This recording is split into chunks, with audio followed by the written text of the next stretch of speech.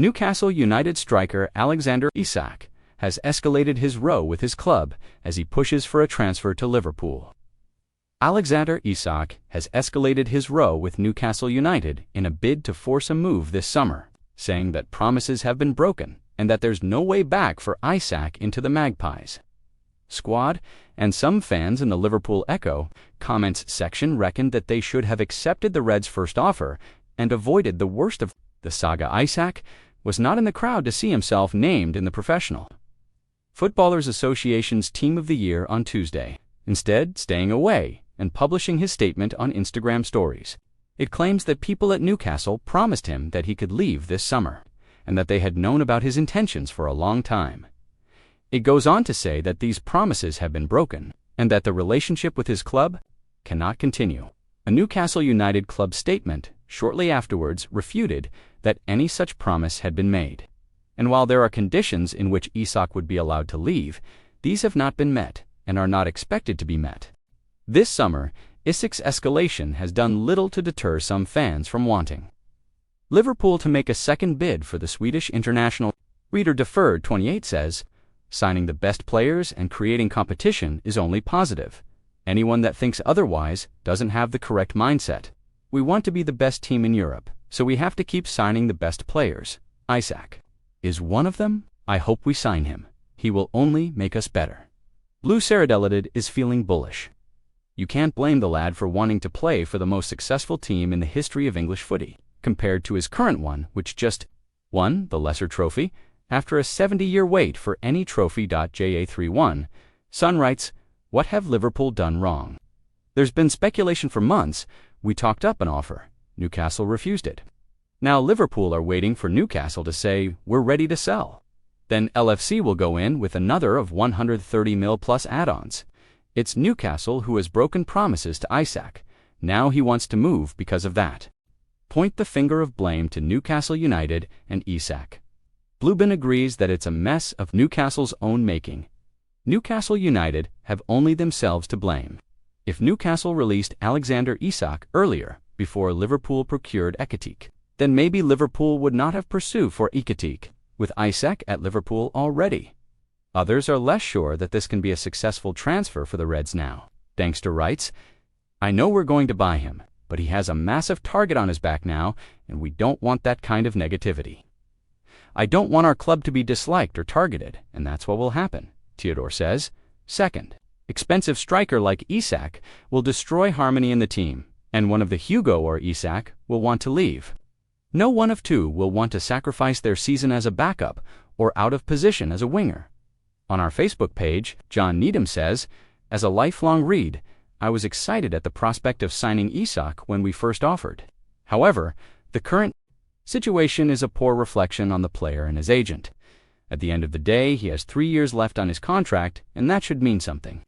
I would also question whether the player is now a good fit for the Anfield dressing room, where no player is bigger than the club. The spirit at Anfield is very much based on this principle and that of community. Arne will need some cast iron assurances from the player before we consider progressing. No matter how great a player he is, it is a real shame this is being played out the way it is in the media. Cressini writes, Isak is a nice to have, not an essential.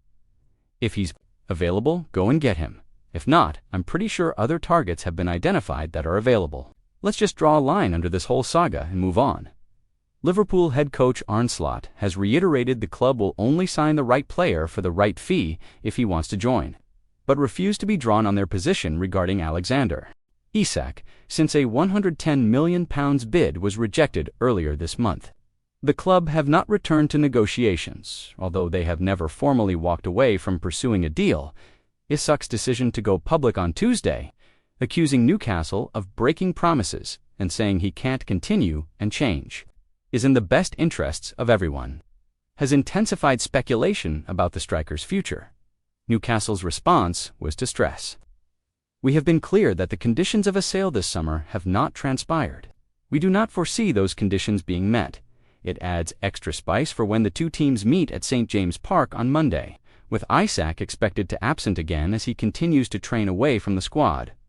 I am happy with the squad, but if we think there is a player who can really make us better, then This club has always shown they can bring them in, said Slot, who has already benefited from a £300 million plus spending spree this summer, offset by more than £200 million of sales.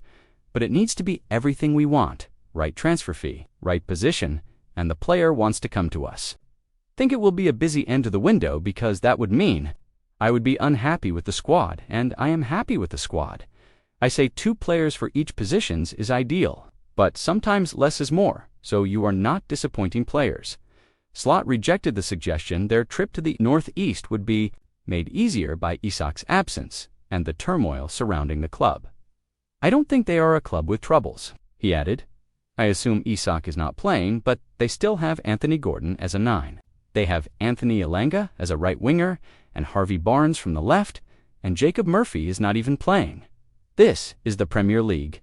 We all have a lot of options, and Newcastle have them as well. However, Slot's options have been reduced at right back, with new signing Jeremy Frimpong ruled out until after next month's international break with a hamstring injury sustained in their opening victory over Bournemouth.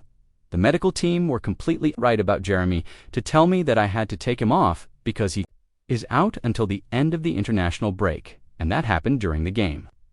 He said, I think I got criticized a bit for taking him off, didn't I? Joe Gomez was pressed into action for 18 minutes, despite having had just 2 training sessions after 3 weeks out with injury, and as a result, was not able to train 3 days in a row afterwards.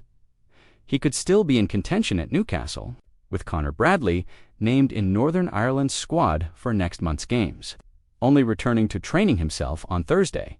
At the moment, we only have 2 injuries, but unfortunately, it is 2 in the same position, said Slot. The good thing is, we have other players that can play there. Wataru Endo played there for a few minutes. Dominic Szoboszlai has already played there. There are other options we can explore.